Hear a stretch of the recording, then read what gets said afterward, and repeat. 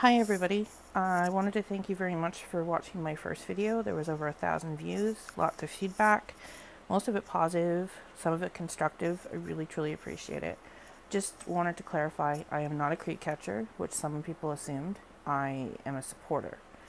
And I also would like to give a shout out to David Matthews, who did a Facebook Live today. He shared my video and offered a lot of positive feedback, and I found his live today where he answered questions, the Q&A, was very informative, and I learned a lot, so thank you. A couple of things I wanted to talk about in case anybody's interested is I don't think that the swearing is a huge issue. That's what people honed in on. I do think it'd be better if things were child friendly, but my main concern was when these videos are out there, when the creek catchers are doing their catches, a lot of them seem very aggressive and caught up in the adrenaline, and it could be toned down a bit. That's what I was talking more about, the approach. I agree that older children are going to be subjected to profanity wherever they are. But as parents and as people that are representing the community that want to be taken professionally, then maybe it should be toned down. Not to compare to the RCMP, but I'm just going to put it out there.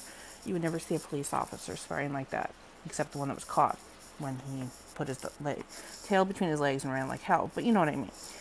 A couple things I wanted to suggest is maybe have a creep catcher child-friendly website and resources for parents with online tools on how to keep children safe, because that is the main objective. So there should be resources for that.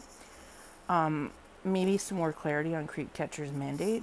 Just, I know that the presidents are in the media all the time. In Victoria recently, there was a positive interview with the president there. I think that there needs to be more positive stories in the media about creep catchers, rather than allowing them to bring up the past about people's criminal past, or to call them vigilantes, or that they're taking away from the RCMP's stings, because it's not true.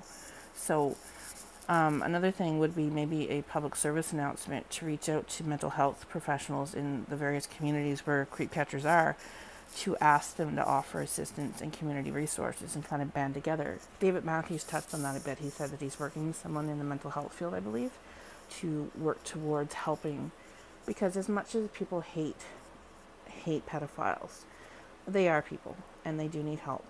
And being, us as the masses, the public, sitting there and saying that we should kill them, or, that they can rot, I've even said that myself, or throw them in the electric chair or whatever. Those things aren't possible. We live in a law-abiding land, and so we need realistic solutions, if you will. So I do think that Shoni B's approach recently with, I believe his name was Jay, was excellent, and that more of that should be shown in videos.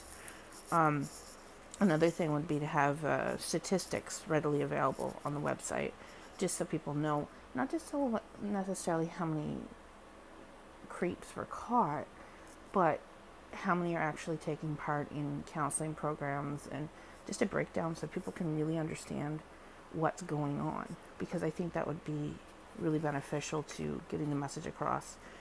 Someone had said that I should say something to the RCMP.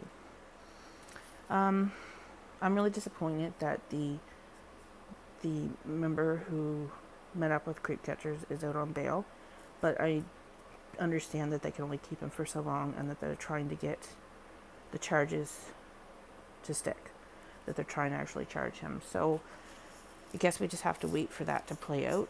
I do think that they should look at creep catchers as a reputable organization, but the difference between the two, if you will, is the RCMP have been trained for a long time. They're actually hired by the government, whereas creep catchers are volunteer civilians. So there's a difference there. It's apples and oranges. They both have the same objective of keeping us safe,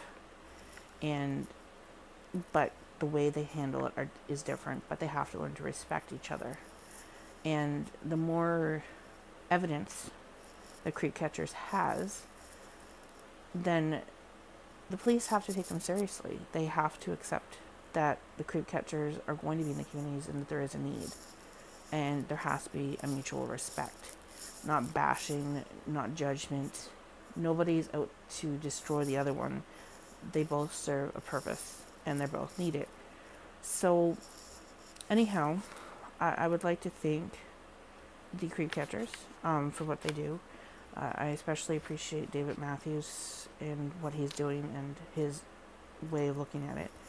Everyone is an individual, but everyone is a representative of the organization, and they have to work together. And I'm just voicing my personal opinions as someone from the community.